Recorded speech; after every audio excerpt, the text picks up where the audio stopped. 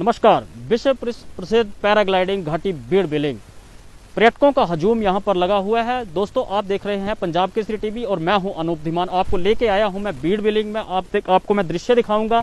सबसे पहले क्योंकि ये ऊपर मेरे पीछे जो है वो टेक ऑफ साइट है, वहाँ से जो पैराग्लाइडर हैं वहाँ से उड़ान भरते हैं, और ये लैंडिंग साइट जहाँ मैं खड़ा हूँ ये लैंडिंग साइट है। यहाँ पर जो है वो लैंड करते हैं। मैं सबसे पहले आपको टेक ऑफ साइट दिखाऊंगा। पूरी तरह से बर्फ से लदी हुई है, पूरी तरह से सफ़ेद आपको दिखेगी, क्योंकि अभी थोड़ा सा क्योंकि जब ये लैंडिंग कर रहे हैं तो लैंडिंग तक पहुंचने के लिए 3 से 4 किलोमीटर जो है वो पैदल सफ़र जो है वो ग्लाइडर के साथ पैदल जो है वो ऊपर पहुंच रहे हैं और वहां से उड़ान भर रहे हैं। दूसरी तरफ यहाँ पर अव्यवस्थाएं आपको दिखाना चाहूँगा, क्योंकि ये आप देखेंगे कि यहाँ पर पूरी गाड़ियाँ, ये नो पार्किंग जोन है, पूरा सड़क के साथों साथ देखोगे यहाँ पर पूरे के पूरे एरिए में, पूरे इलाके में जो है वो गाड़ियाँ पार्क की हुई हैं।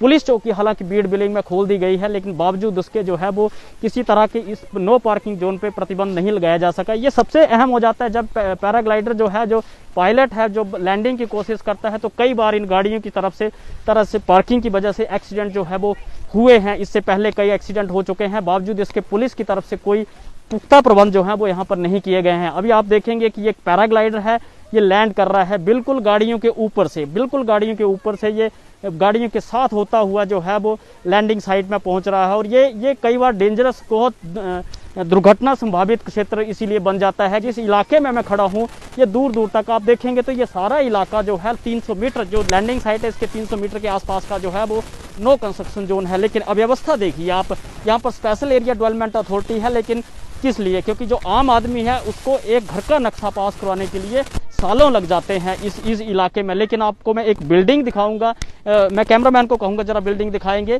ये सामने एक भवन बन रहा है, ये टूरिज्म डिपार्टमेंट की एक बिल्डिंग बन रही है, लेकिन किस तरह से इस बिल्डिंग को परमिशन मिली, किस तरह से इसकी कंस्ट्रक्शन हो रही है, ये सारी बातें जो हैं वो साडा के अंतर्गत आती हैं। लेकिन इस तरह से ऐसी बड़ी बिल्डिंग को यहाँ पर जो है वो परमिशन दे दी गई है, तो उसकी वजह से जो है वो लैंडिंग साइट में, जो लैंडिंग साइट है यहाँ पर पैराग्लाइडर के लिए जो है वो बड़ा खतरा पैदा जो है वो कर दिया है। जो क्योंकि ये विश्व मानचित्र पर ये जो घाटी है वो सुर्खियों में आई थी जब वर्ल्ड कप यहाँ पर ऑर्गेनाइज हुआ था। और अगर इस तरह की कंस्ट्रक्शन जो है वो मल्टी स्टोरी बिल्डिंग यहाँ पर खड़ी होती रहेंगी तो विश्व प्रसिद्ध जो ये बीड़ बिलिंग घाटी है इसको कहीं ना कहीं ग्रैंड लगना शुरू हो जाएगा।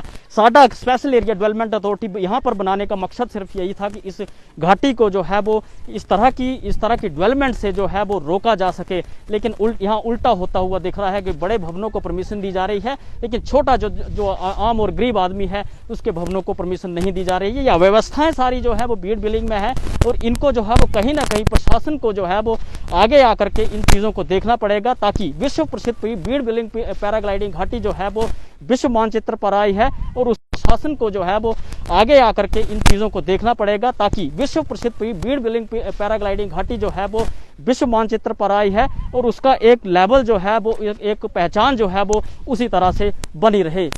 पंजाब केसरी टीवी के लिए बीड़ बिलिंग से अनूप धीमान।